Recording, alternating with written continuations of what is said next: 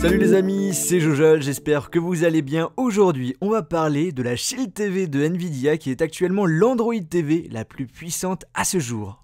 Équipé d'Android 5.1, vous retrouverez un grand nombre d'applications et de jeux à télécharger sur le Play Store ainsi que Google Now qui vous facilitera la recherche sur votre appareil. Vous avez un écran ou une télévision 4K, et bien ça tombe bien puisque c'est une Android TV compatible 4K. On va donc pouvoir profiter de vidéos 4K qui sont disponibles sur YouTube, Netflix et j'en passe. Vous pouvez aussi lire n'importe quel fichier présent sur un disque dur externe, une clé USB ou carte micro SD puisque vous avez deux ports USB 3.0 et un emplacement pour mettre une carte micro SD.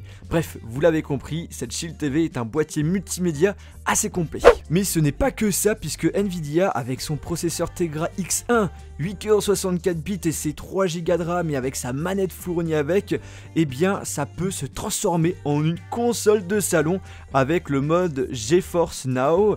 En gros, avec ce petit boîtier, vous pouvez streamer sur certains jeux PC avec une qualité d'image vraiment top. Sur certains jeux, on peut même jouer en 1080p et 60 images par seconde. Comment ça marche? Eh bien, vous choisissez votre jeu et on va se connecter à un serveur de chez Nvidia qui va lancer le jeu à distance. Par contre, il y a certaines choses à savoir, il faut avoir une connexion internet correcte, au minimum 10 mégabits par seconde. Pour être sûr d'avoir une bonne connexion, le mieux c'est d'utiliser le câble Ethernet au lieu du Wi-Fi 5 GHz.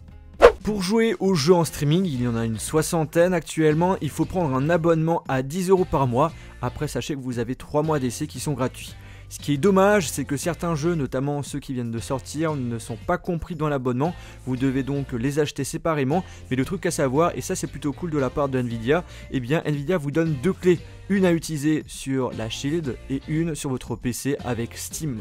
J'ai testé, franchement j'ai été bluffé, la qualité est vraiment top, ça marche très bien. Je tiens quand même à préciser que tous les jeux sont en anglais et pour l'instant ce n'est pas possible de les mettre en français. Aussi j'ai remarqué que mon opérateur Orange brisait ma connexion quand on joue durant les moments de pic. Donc par exemple vers 20 h ça lag un petit peu. Donc le problème ne vient pas de chez Nvidia mais bien de mon opérateur. Si vous le souhaitez aussi, vous pouvez streamer sur des jeux qui sont sur votre PC, mais il faut savoir que la qualité d'affichage quand vous allez jouer avec la Shield dépendra de votre carte graphique. La Shield est vendue avec un câble HDMI et une manette sans fil pour 199 € avec 16 Go et il y a une autre version où il y a juste plus de capacité, 500 Go pour 299 €. Comme je l'ai dit, vous pouvez brancher des appareils pour augmenter la mémoire de la Shield, mais il faut savoir que toutes les applications Android s'installent uniquement dans la mémoire interne de la Shield. Par contre, si vous mettez par exemple une carte mémoire, vous pouvez décider de mettre les contenus supplémentaires de l'application sur la carte mémoire. Deux autres produits sont vendus séparément, une télécommande qui est tout de même très pratique, on peut contrôler la Shield, faire une recherche Google Now avec son micro et on peut même brancher un casque ou des écouteurs, mais le prix n'est pas donné tout de même à 55 €. Puis pour finir on a un socle pour mettre la Shield verticalement, mais il faudra débourser 35 €.